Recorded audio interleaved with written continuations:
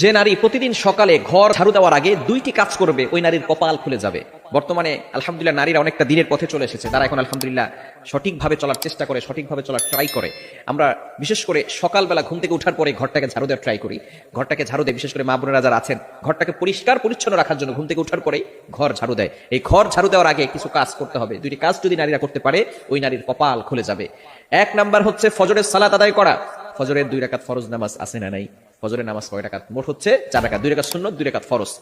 নবীজি সাল্লাল্লাহু আলাইহি সাল্লাম জানিয়ে দিয়েছেন, সহিহ মুসলিম শরীফের হাদিস, যে ব্যক্তি ফজরের 2 রাকাত ফজরের নামাজ আদায় করবে, আল্লাহ পাক রব্বুল আলামিন তাকে জিম্মায় নিয়ে নেবেন। ওই ব্যক্তিকে দুনিয়ার কোনো শত্রু কোনো ক্ষতি করতে পারবে না।